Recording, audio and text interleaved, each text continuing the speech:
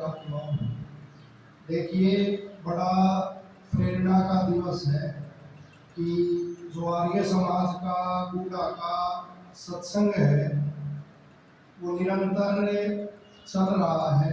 और कहना हमारे लिए बड़ा आसान होता है कि ये होना चाहिए वो होना चाहिए, लेकिन जो संभाले हुए हैं उतार चढ़ाव में भी संभाले हुए हैं इस व्यवस्था को, तो बहुत बड़ी बात है।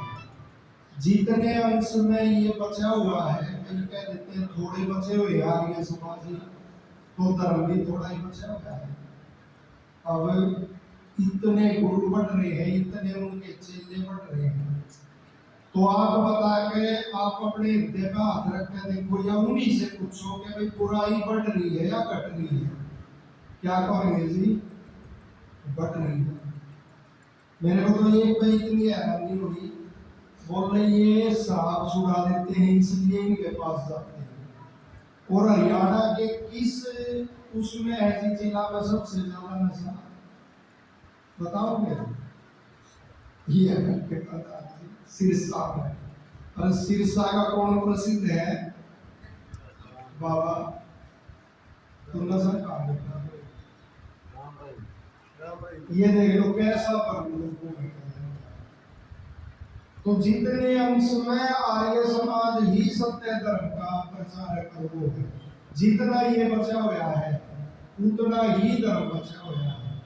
लेकिन इन नेताओं की बुद्धि ऐसी बिगड़ गई, ये भी इनके पीछे लगे रहे। एक बार एक और मैं लोगों का मिटाता हूँ जगह जगह जाके। पीछे एक राजनीति से हमारा कोई मतलब नहीं, बोले भाई अब पार्टी विशेष इसलिए जीत गई कहीं से नहीं उनका साथ दिया, लेकिन सिरसा में 500 सीट में आए वहां जीते। तो इनके पास वास्तव में ना कोई वैसे ही जाते हैं लोग, कोई सासू बहू से दुखी है, बहू सासू से दुखी है, कोई अपने पति से दुखी है, वहां सुनना सानना कुछ है नहीं। बनाने एक जगह जाके देखे इतने बड़े बड़े वो लोग रहते हैं जिस स्क्रीन उन तक तो पहुंचने का, जैसे हम तो बैठे आमने सामने, उन तक तो फेस टू फेस होने का, चेहरे से चेहरा देखने का भी माहौल नहीं है समय। बस वो मेरे पूछोगे क्या सुनता है? कुछ नहीं। वैसे जैसा मेला में घूमते हैं ना, जब सत्य उपदेशक समाप्त हो जाएंगे, मैं अनेकों को देखता हूँ हमारे गुरुकुल में भी आगे उठते हैं, वो कहाँ जा रहे हो कि यात्रा पे जा रहे हैं, देवी की यात्रा पे जा रहे हैं, कई की यात्रा पे जा रहे हैं, वो मजदूर होते हैं बेचारे भाई। तो सारा साल जब वो करेंगे मेहनत, तो कुछ न कुछ तो चाहिए उनको महीना घूमने के लिए या और घूमने के लिए, और उनको सुनने को कुछ नहीं मिलेगा कहीं। सत्य उपदेशक समाप्त हो जाएंगे, गांव में जाने वाले, जगह जगह प्रचार करने वाले, तो लोग कहीं तो जाएंगे आत्मा की वो शांति पिपासा और वो गुजारने के लिए, तो वो गुजारने। तो वास्तविकता जो है वो सत्य केवल आर्य समाज है, और आपकी बहुत जरूरत है।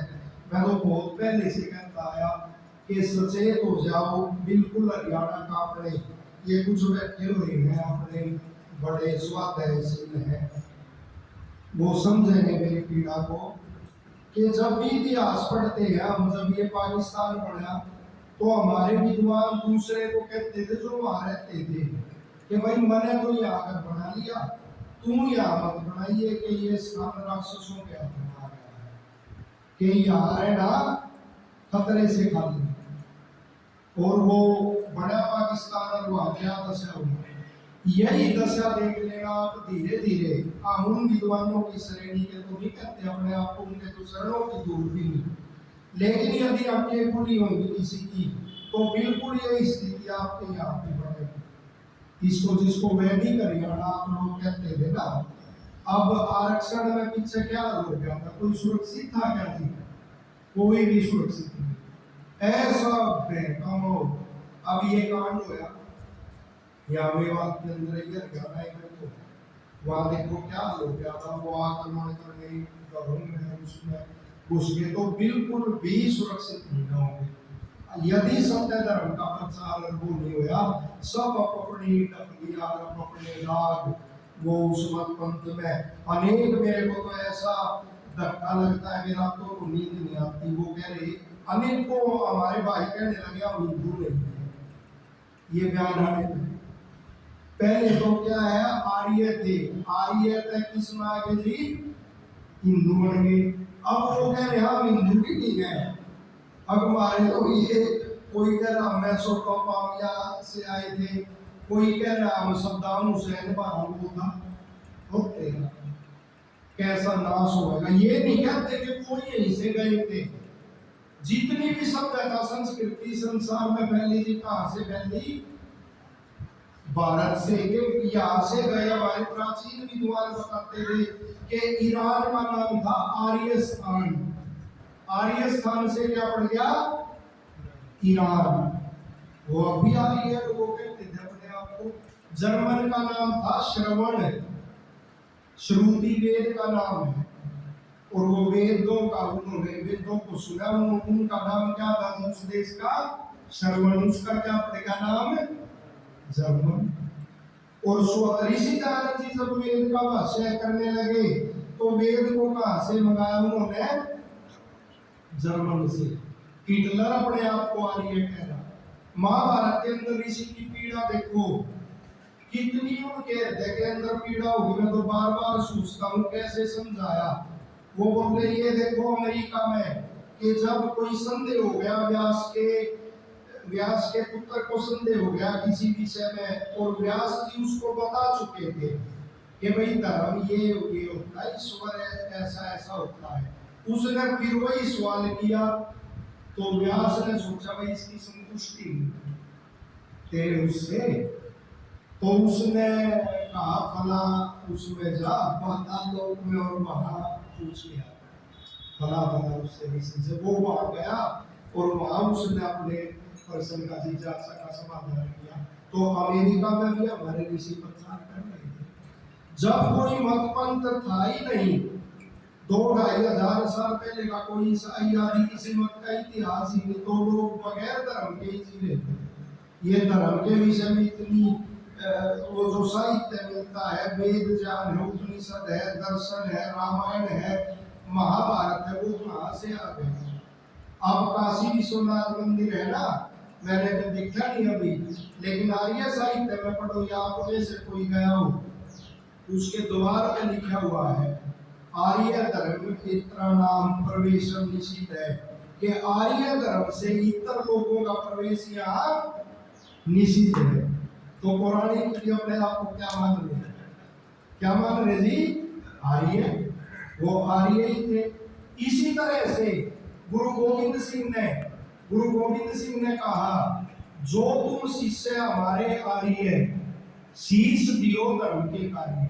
यदि तुम मेरे शिष्य आर्य हो ना, तो धर्म के कारण अपना क्या दे देना, सिर दे देना। तो वो भी क्या है जी, आर्य। लेकिन देख लो, हमारे में से ही एक भाई, हमारे आपके हरियाणा में से ही एक भाई, वो ₹2 का भी कुछ बदलता है, कभी कुछ ऋषि दयानंद का वो करता रहता है खंडन।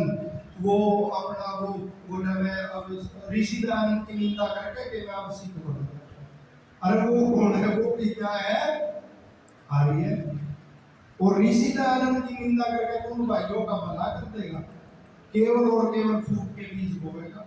वरना देखो अब ये आ रहा है स्वतंत्रता दिवस, और जिस युवा का सबसे ज्यादा श्रद्धा से नाम लिया जाता है कौन है जी, वीर भगत सिंह। वीर भगत सिंह का ही हम तो जगह जगह कह, मेरे पास है पुस्तक, वो उनके दादाजी की लिखी हुई। जब ऋषि दयानंद जी पंजाब का भ्रमण कर रहे थे, कौन थे भगत सिंह के दादा, वो बच्चे आए हमारे साथ, बताएंगे। अर्जुन सिंह, आपको बता दे, अर्जुन सिंह। आपको बड़ा अच्छा लगेगा कि वो तेजिंदर जी हैं, आर्यन स्कूल है अपना वगैरह, और छात्रावास है, बड़े धार्मिक बच्चों को लेके आए हैं। जहाँ भी जो बैठा है ना जी, अपना प्रचार करो। केवल ये अनुभव से हमने देखा, वरना इनमें तो है ना इतना भयंकर काम है। एक बार वो स्वामी विवेकानंद जी है ना, वो बोले कि भाई मैं सभा में कोई मंत्री आदि बनना चाहता हूँ। तो गंगा प्रसाद उपाध्याय क्या तो उन्होंने बात की, तो गंगा प्रसाद उपाध्याय जी बोले जी कोयले की दलाली है, मुंह काला हो गए। यही में फंसोगे तो मुंह गाला हुए। तो जहाँ जो बैठा वो प्रचार करते रहो बच्चों में उनमें, वरना भयंकर काम आने वाला है। तो इन्होंने बताया सरदार अर्जुन सिंह। सरदार अर्जुन सिंह ने जब ऋषि दयानंद के बारे में सुन रखा था तो ये कहते कई किलोमीटर दूर तक पैदल गए उनका प्रचार सुनने, ऋषि दयानंद जी का।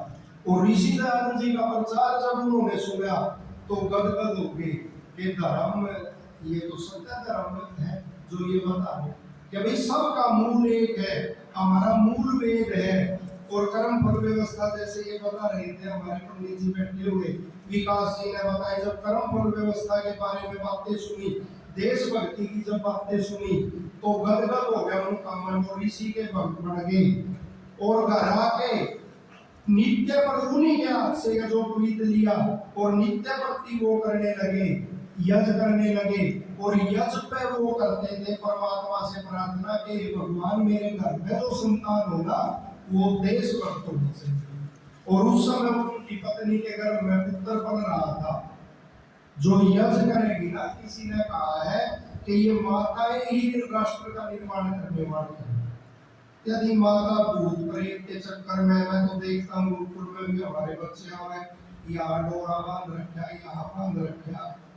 जो माता ऐसे भूत प्रेतों के चक्कर में ढोंगी गुरुओं के बच्चे उसमें चक्कर में फंसेंगी, कहाँ वीर बहादुर कहाँ गोरक्षक बनोगे, कहाँ देशभक्त राष्ट्रभक्त उत्पन्न होंगे।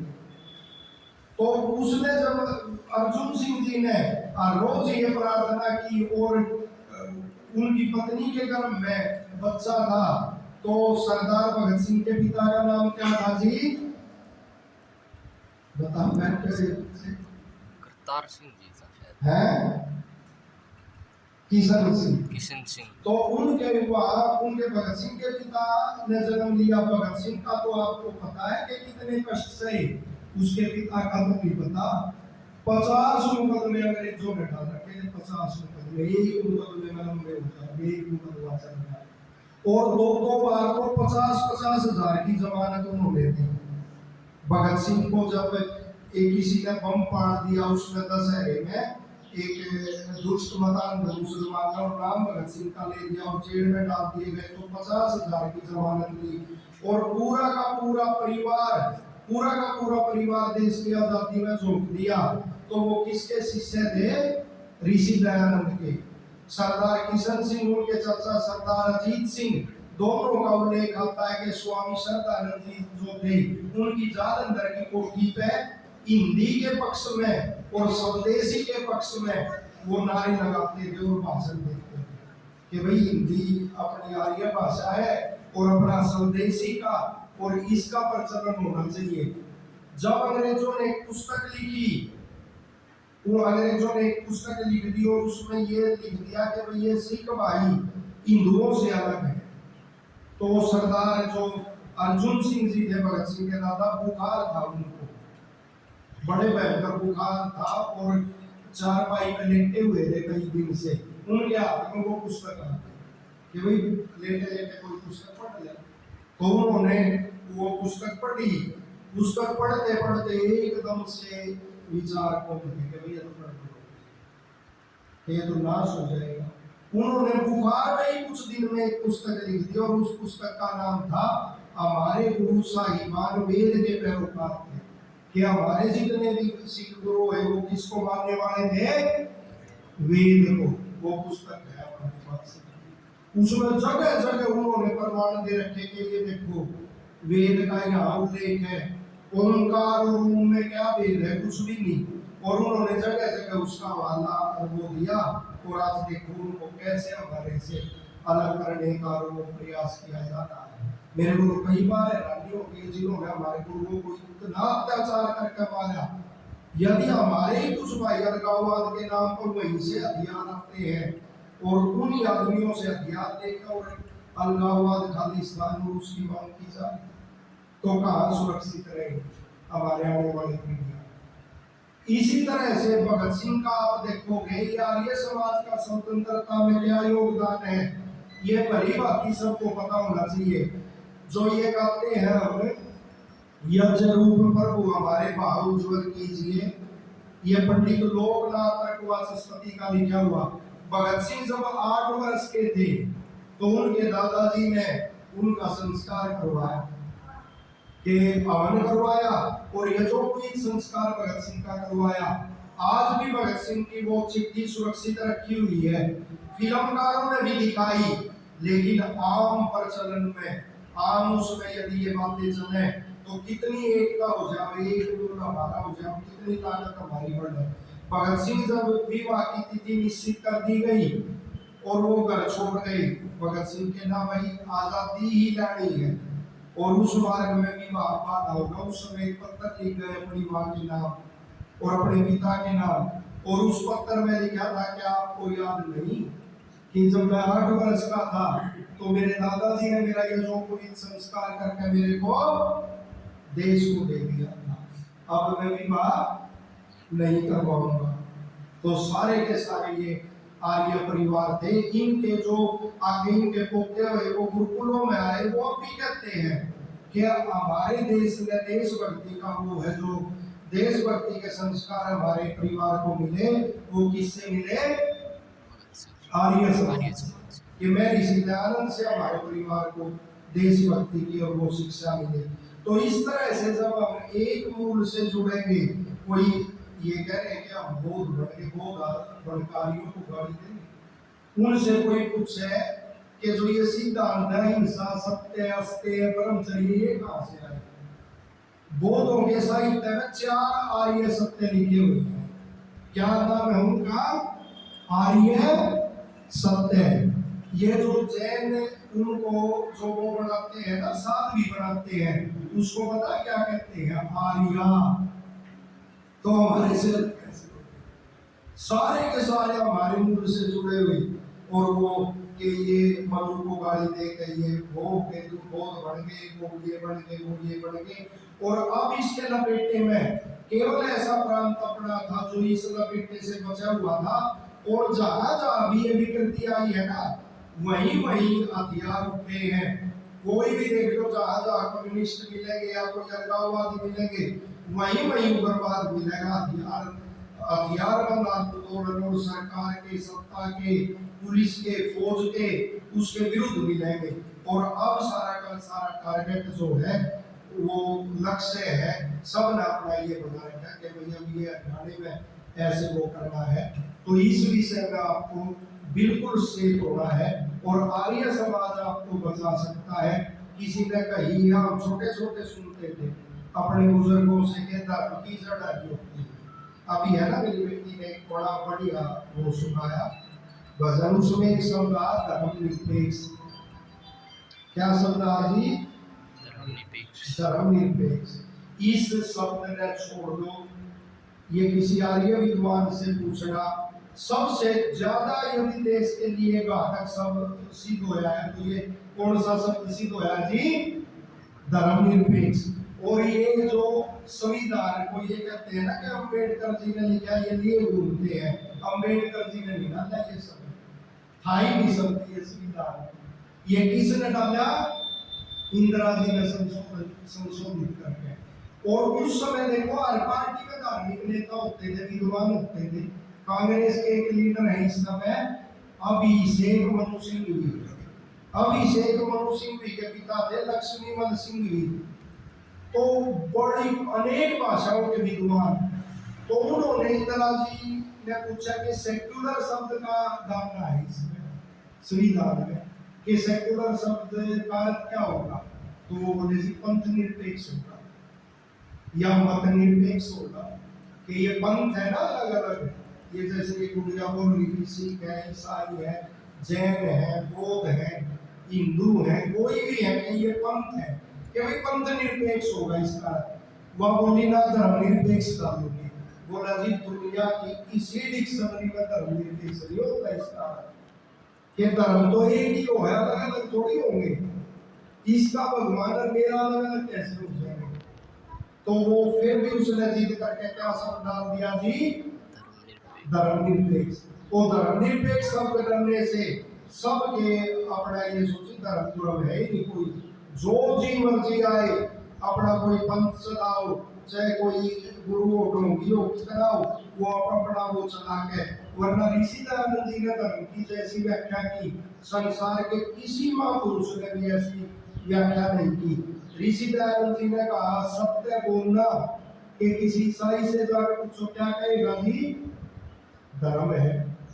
और असत्य बोलना, ईसाई से पूछो, जैन से पूछो, बौद्ध से पूछो, सिख से पूछो, सब क्या कहेंगे, अधर्म। तो ऋषि ने इतनी बढ़िया व्याख्या की कि सभी विद्वानों को भी इकट्ठा किया, ईसाई मत के भी बुलाए और उसके अपना इस्लाम के भी बुलाए, और अनेक दिन सब तक चर्चा करी कि भाई मत इन लोगों को उलझाओ मत पंथ के झगड़ों में। और ये कहा कि जो जिन बातों में हमारा विरोध है ना, उन बातों को छोड़ दो, विरोध धर्म में नहीं हो सकता। और जिन बातों में एक मत है सभी, वो क्या है, धर्म है। लेकिन वो जान के भी और उस चीज को स्वीकार नहीं कर पाए, और सारे का सारा वो अब तक चल रहा है। वरना धर्म एक ही है और वो वेद है, और जब तक उस पे चलते रहे हम, तो हमारा खान पान, हमारा आपसी व्यवहार सब कुछ अच्छा था। और जब उसको छोड़ दिए तो नाना प्रकार की जातियों में, उसमें मत पंथ में बढ़ के अब एक दूसरे के हित को दबाने की और अपने हित को मारने की बातें उठाते रहे। तो अब जो स्वतंत्रता दिवस आप मना रहे हैं, देखिए साधुओं का, केवल और केवल साधुओं का ही होता नहीं। एक साधु ने स्वतंत्रता दिला दी, लेकिन कोई साधुओं को याद नहीं करता। जिस समय सिकंदर ने इस देश पर आक्रमण किया, सबसे पहले उस समय हमारे देश की स्वतंत्रता को चोट पहुंचनी शुरू हो गई थी, जब सिकंदर ने हमारे ऊपर आक्रमण किया। सिकंदर ने जिस समय देश पर आक्रमण किया, तो एक सच्चे साधु ने, एक वेद के विद्वान ने पूरे के पूरे देश को बचाया। कौन था जी, बताओ। ये युवा व्यक्ति भैया है, हाँ बिल्कुल, महामती चाणक्य। देखो ये इतिहास पढ़ा है। जब चाणक्य ने ये देखा कि भाई सिकंदर आ रहा है इस देश में, और जो हमारे धार्मिक स्थल है उनको नष्ट किया जा रहा है, गौओं को नष्ट किया जा रहा है, हमारी परंपराओं को नष्ट किया जा रहा है, तो सिकंदर पहुंचा, वो चाणक्य पहुंचा गणानंद राजा के पास। गणानंद उस समय मुख्य राजा था और छोटे छोटे उनमें बटा हुआ था भारत। तो गणानंद को जाकर उसने निवेदन किया कि जी जितने भी ये छोटे राजा हैं, इन सबको एक करके और इसके खिलाफ लड़ाई लड़ो। लेकिन गणानंद ने उसका उपवास किया और उसको राजमहल से बेइज्जत करके निकाल दिया। उस समय चाणक्य ने सत्ता देश का इतिहास इससे बच्चे और वो प्रेरणा ले तो कितना भला देश का कर सकते हैं। तो उस समय चाणक्य ने प्रतिज्ञा की कि भाई पहले तो इस गणानंद का नाश करूंगा और फिर इस देश को बचाऊंगा सिकंदर से। जब वो जा रहा था तो एक बच्चे को खेलता हुआ उसने देखा। वो बच्चा बैठा हुआ है एक टीले पे, और ऐसे कुछ बच्चे सिपाही पड़े हुए कुछ बच्चों को पकड़ कर ला रहे हैं और बता रहे जी इसने ये चोरी की है, इसने ये झूठ बोला है, इसने उसके साथ ठगी की है। और वो लड़का बैठा बैठा उनके इंसाफ कर रहा, भाई इसको ये दंड दे दे, इसको ये दंड दे दे, इसको ये दंड दे दे। चाणक्य का दिमाग एकदम से खुल गया कि कमाल हो गया कि ये बच्चे के अंदर स्वाभाविक ज्ञान कैसा है इसके अंदर। तो चाणक्य ने सोचा यही तेरे प्रयोजन को पूरा करेगा, और उसकी माँ के पास जाके हाथ जोड़ के देश धर्म का हवाला देके कुछ पैसे देके उस बच्चे को लेके गया। कौन था वो बच्चा? चंद्रगुप्त मौर्य। और उसको जाकर उस अकेले गुरु ने तैयार कर दिया। चाणक्य किस जाति का था? किस जाति का था जी? ब्राह्मण। और वो बच्चा मौर्य, जो आज पिछली जाति मानते हैं। तो क्यों आज दिखा रहे हो आपके ब्राह्मणी के वो थे, ब्राह्मण का उनका झगड़ा दिखा रहे आपस में? क्योंकि देखो वो मनु की प्रथा उस समय से चलती हुई आई थी कि जाति जन्म पे नहीं किसको होती है, वर्ण किसको होते हैं जी? कर्म पे। और उसने ये देखा कि इस लड़के के कर्म कैसे हैं कि एक क्षत्रिय है ये तो कहीं भी उत्पन्न हुआ। और यही ऋषि दयानंद जी बात नहीं कर रहे, विकास जी कह रहे थे जातिवाद का।